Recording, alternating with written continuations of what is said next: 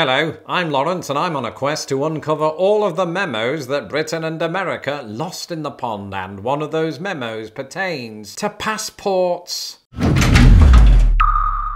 As a long-time holder of this British passport, I was no stranger to how they work. Namely, that if you're travelling between countries, you'll need to present one of these to prove your identity and nationality. But how do passports work once you become a dual citizen? Well, this is a question that I was forced to ask myself on the eve of doing that very thing. Oh, by the way, if you're not subscribed to Lost in the Pond, do that now. At my swearing-in ceremony here in Chicago, all new citizens in attendance had on their laps an envelope containing several documents. First, a program of events. Second, a how-to guide for voting. Third, a personalised letter from the president that I've just realised was probably a standard form letter. And fourth, congratulations on becoming a US citizen. In that very document atop the list of next steps is a section on applying for a US passport. It reads, "Now that you're a US citizen, you can apply for a US passport from the US Department of State. You will need to submit your original form N550, Certificate of Naturalization, and a photocopy when applying for your US passport." And do you think I was in any fit state to take care of that there and then? No, because, I was in the throes of buying a house and the World Cup was happening. Instead, I figured I'd get around to it in a few weeks, move our stuff into the new place, and then we could talk travel books. Anyway, as many of you know, my dad died the day after New Year. It was a very big loss, obviously, and there was no way that I was going to say my final goodbyes over Skype. And yes, we still use Skype. So my wife and I needed to get to England, and soon. As I unloaded my recording equipment one morning, I discovered my UK passport stuffed in the side pocket of my camera bag. As I flipped through it, it was not lost on me that I would soon need to use this. What was lost on me is that last sentence would soon prove to be complete bollocks.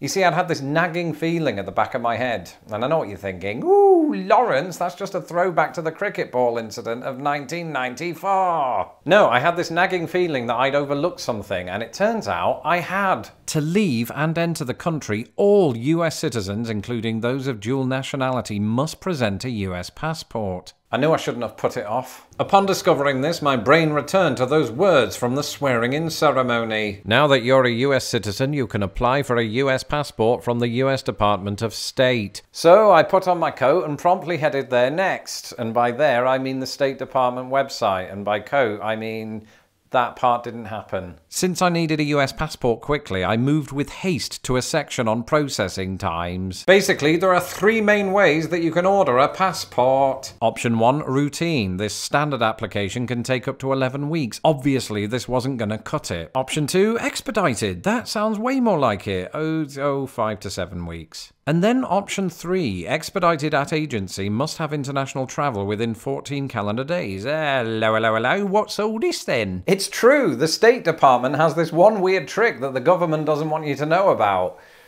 I've just realised they are the government, and they very much do. The expedited at agency option can be utilised in one of two ways. The first of these is the purposely vague urgent travel service. I still don't know what that one does. The second, a life or death emergency appointment. And that one right there sounded like an option created for me specifically, which, having dealt with the federal government many times, is a thing of rare beauty. I read on. According to the State Department's website, you may qualify for a life or death emergency appointment if you need to travel internationally in 3 business days because your immediate family member outside of the United States has died, is dying, or has a life-threatening illness or injury. It should be noted that the government has strict rules around who can be considered an immediate family member, with parents, grandparents, siblings, spouses and children the only real candidates. So, in a bad situation, I was off to a good start. I was eligible for a life and death emergency appointment. But how does one go about procuring such an appointment? Well, this is where the federal government came hurtling back at me like a ball of red tape. Before even setting up an appointment, I needed to get a copy of my dad's death certificate, buy and print airline tickets, complete a passport application, get passport photos, dance the Charleston, and occasionally press 2 for more options. Once I'd done all that, then I could set up an appointment, but only if I was travelling within the next 2 weeks, which luckily I was, so they set up the appointment. That appointment, by law, could only take place within 3 business days prior to my departure. Before I had time to worry about that fact, the State Department assured me that the agency agency could not guarantee that you will have your passport in time for travel. Not a single part of me trusted this process. But with no other options, I pursued it anyway. My brother sent me the death certificate. I completed a passport application. Then bought 2 airline tickets on the express understanding that I'd soon be seeking a refund. Went to Walgreens to get passport photos. Went to the car park. Noticed the photos were blurry. Went back to Walgreens and politely requested a reshoot. Walgreens reshot the photos and I now have a multi-million-dollar modelling contract with the pharmacy. That last part isn't true. What is true is that this all happened over a period of 2 hours.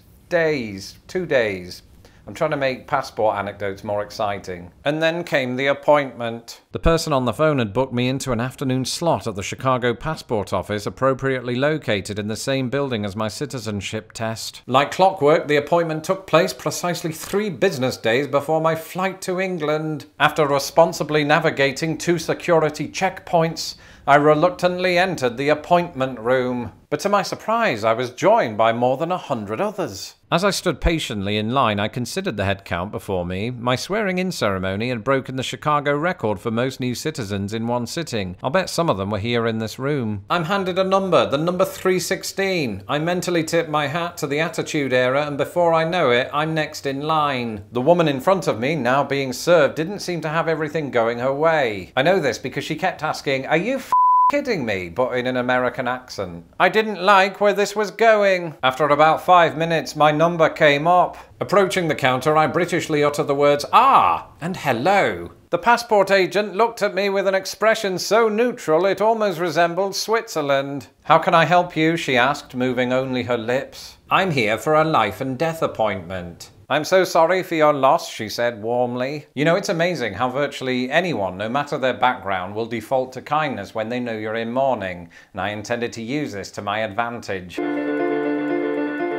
I handed over my documents, spoke in hushed tones, and did that half-smile thing that people do when they wish to convey reverence, and bingo, she approved me in 5 minutes. The next day, I returned to the passport office to pick up my first official US passport. The cost of doing so, once you include the expedited fee, came to a grand total of $225, the most that I'll ever spend on a book. Ultimately, it was worth saying hello to this in order to say a proper goodbye to my dad. And when security officials at O'Hare accepted my new passport, I have to confess, I felt more American than ever before, even though only 1/3 of Americans actually own a passport. For more information on why that is, watch my video, Why Don't More Americans Own Passports? Until next time, goodbye.